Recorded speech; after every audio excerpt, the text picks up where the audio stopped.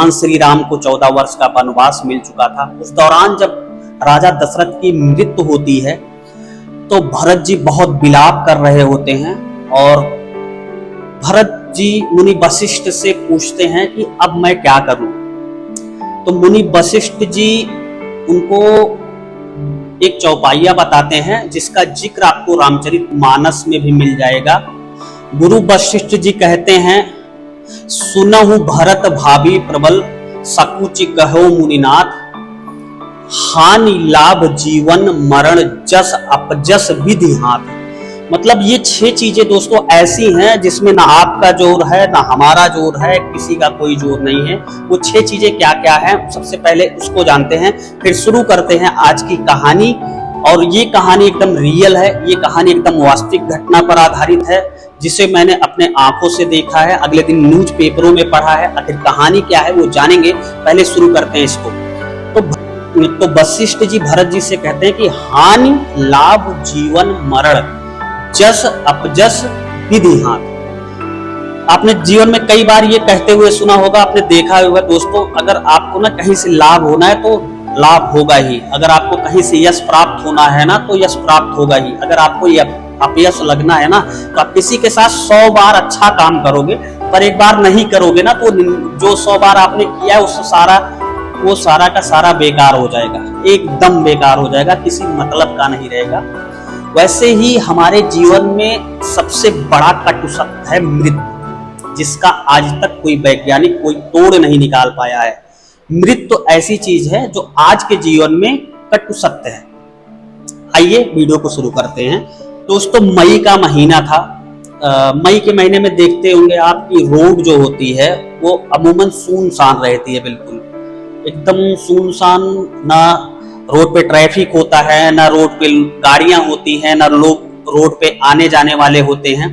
तो गर्मी होती है और लू चल रही होती है, तो लू चलने की वजह से पूरा रोड देखते होंगे आप, पूरा रोड आपको एकदम क्लियर मिलेगा, खाली मिलेगा। दोस्तों ये घटना है मई 2012 की। एक रोड है, हाईवे रोड है, जिसके ऊपर एक ट्रक जा रही होती है और उसके सामने एक दादाजी अपने साइकिल खींचते हुए जा रहे होते हैं। और ट्रक थी 10 टायरा, जिसमें 10 टायर होते हैं, काफी भारी भरकम ट्रक। और अब उसके अगर आपने हार्न सुने होंगे ना, हार्न बहुत प्रेशर वाला होता है उसमें। अब साइकिल लेकर आगे दादा जा रहे होते तेजी से, अब ट्रक वाला पीछे से दय हारन मारे जा रहा है, पर दादा को कुछ भी समझ में नहीं आ रहा है और न कुछ दादा को सुनाई ही पड़ रहा है। अब ट्रक वाला लमसम 1 किलोमीटर दादा के पीछे पीछे साइकिल के लगाए हुए ट्रक हारन पे हारन, पर दादा को कुछ भी नहीं समझ में आया। अब ट्रक वाले ने जैसे तैसे करके साइड लेके दादा के 1 किलोमीटर बाद, मतलब दादा का 1 किलोमीटर पीछा करने के बाद दादा के आगे किनारे से कट मार के साइकिल के आगे रोका और दादा को रोका। और दादा को रोकने के बाद बोला, दादा आप पिता के समान हो, अगर मैं ना आपको मारूं तब भी अच्छा नहीं लगता। अब दादा बोल रहे हैं कि भाई कैसे मारोगे। आप अपने दिमाग से सोचिए कि इस ट्रक का इतना प्रेशर वाला हार्न दादा को नहीं सुनाई दे रहा है, पर ट्रक वाले जो ड्राइवर ने कहा कि आप पिता के समान हो, एक हाथ मारूं अगर आपको तो कैसा लगेगा, वो चीजें दादा को सुनाई देती है। ट्रक वाला ड्राइवर दादा से पूछता है, दादा मैं 1 किलोमीटर से आपको लगातार हार्न पे हार्न दिए जा रहा हूं, आपको सुनाई नहीं दे रहा है।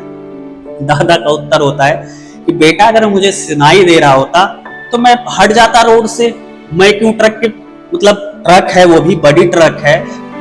वास्तव में दादा को हार्न सुनाई दे रहा था या नहीं सुनाई दे रहा था, क्या था कैसे था, वो दादा जाने और ऊपर वाला जाने। फिलहाल वो ट्रक का ड्राइवर जो था मानवता का परिचय देते हुए दादा से कहता है, दादा आपको जाना कहाँ है। तो दादा ने कहा, बेटा यहाँ से 45 किलोमीटर दूर एक बाजार थी, उसका नाम बताया कि वहां जाना है।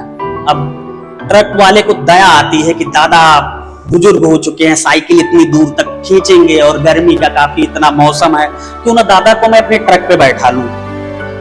वो ट्रक का ड्राइवर अपने कैलेंजर को इशारा करता है कि नीचे आओ। उसका कैलेंजर नीचे आता है और दादा की साइकिल लदवा के वो ट्रक के पीछे रखवा देता है और दादा को अपने सीट के बगल, जो ड्राइवर के सीट के बगल सीट होती है, वहां पे दादा को सीट दे देता है। अब ट्रक वहां से चलती है। ट्रक चलने के बाद जैसा कि दादा ने बताया था कि मुझे 45 किलोमीटर दूर जाना है, ट्रक अभी 30 किलोमीटर का ही सफर तय की होती है कि अचानक आ रही सामने से एक ट्रक से दोनों ट्रकों का एक्सीडेंट होता है।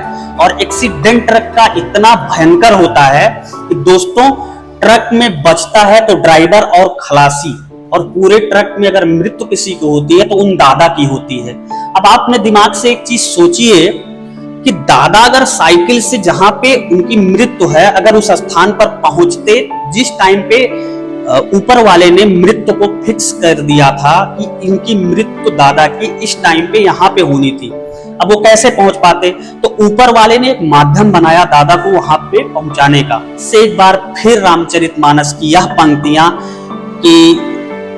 कि वशिष्ठ जी ने जो कहा था बिल्कुल सही कहा था कि सुनहु भरत भावी प्रबल सकुचि कहूं मुनिनाथ, अवहानि लाभ जीवन मरण जस अपजस विधि हाथ। तो दोस्तों मृत्यु भी में एक ऐसा सत्य है जो कटु सत्य है, जिसको ना तो टाला जा सकता है, ना इसकी समय सीमा स्थान कुछ भी चेंज नहीं किया जा सकता है।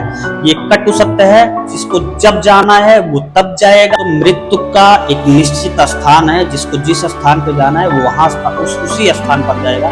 अलग से इसमें कोई भी चेंजनेस, कोई भी परिवर्तन नहीं किया जा सकता है। दोस्तों ये छोटी सी वीडियो कैसी लगी हमें कमेंट बॉक्स में जरूर बताएं। ऐसी एक नई वीडियो के साथ, तब तक के लिए जय हिंद, वंदे मातरम।